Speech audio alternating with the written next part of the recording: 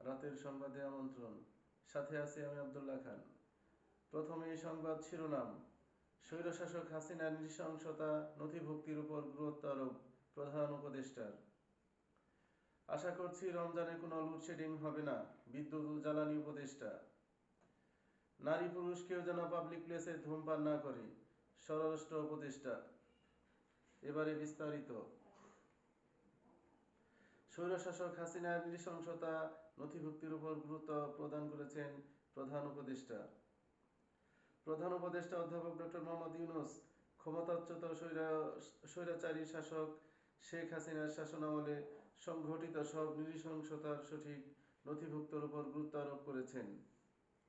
এর মধ্যে শাপলা চত্বরে আন্দোলনকারীদের উপর দমন-পীড়ন, দেলোয়ার হোসেন সাঈদীর বিরুদ্ধে রায় ঘোষণার পর আন্দোলনকারীদের উপর পুলিশের নিষ্ঠুরতা এবং বছরের পর বছর ধরে ঘটে যাওয়া বিচার বহির্ভূত হত্যাকাণ্ড অন্তর্ভুক্ত রয়েছে। প্রধান উপদেষ্টা বলেন, এই দেশের জনগণের বিরুদ্ধে সংঘটিত সব নৃশংসতার যথাযথ নথিভুক্তির প্রয়োজনীয়তা রয়েছে। যদি এসব ঘটনার যথাযথ নথিভুক্তি না করা হয়, তাহলে সঠিক তথ্য জানা ও ন্যায় বিচার নিশ্চিত করা কঠিন হবে।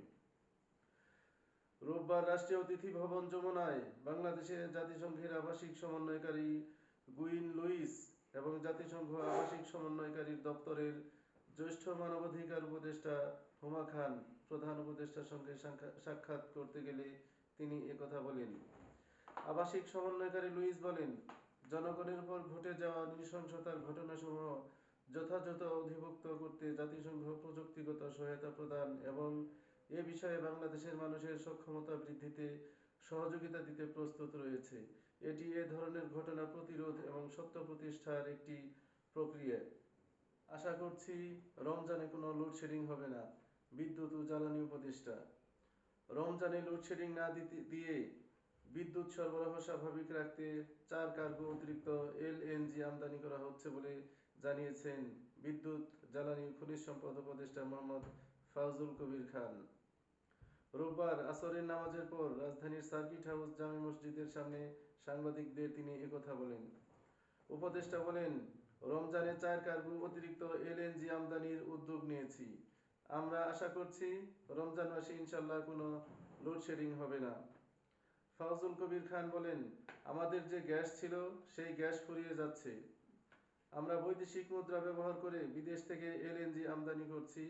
এবারে রোজা কিছুটা গরমের মধ্যে পড়েছে। এ সময় আমাদের সেচের জন্য অনেক বিদ্যুৎ ব্যবহার হয়। বিদ্যুতের চাহিদা অনেক বেড়ে যায়। শীতকালে আমাদের বিদ্যুতের চাহিদা থাকে 9 থেকে 10 হাজার মেগাওয়াট। সেচ ও গরমের কারণে এই বিদ্যুতের চাহিদা গরমে 17 থেকে 18 হাজার মেগাওয়াট হয়ে যায়। এর মধ্যে 2000 মেগাওয়াট লাগে আমাদের সেচ কাজে, কিন্তু সেচ বন্ধ করা যাবে না। সেচ বন্ধ হলে খাদ্য উৎপাদন ব্যাহত হবে এবং আমরা সবাই ক্ষতিগ্রস্ত হব। নারী পুরুষ কেউ যেন পাবলিক প্লেসে ধূমপান না করে, স্বরাষ্ট্র উপদেষ্টা।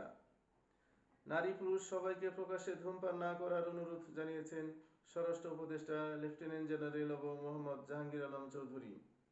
রোববার সন্ধ্যায় রাজধানীর মিরপুর পুলিশ লাইন পরিদর্শন শেষে সংবাদ ব্রিফিংয়ে তিনি এ অনুরোধ জানান। এ সময় তিনি ব্যবসায়ীদের প্রতি রমজানে নিত্য প্রয়োজনীয় জিনিসপত্রের দাম না বাড়ানোর অনুরোধ জানান। উপদেষ্টা বলেন, অন্যান্য ধর্মাবলম্বীরা তাদের ধর্মীয় অনুষ্ঠানের সময় জিনিসপত্রের দাম কমিয়ে দেয়।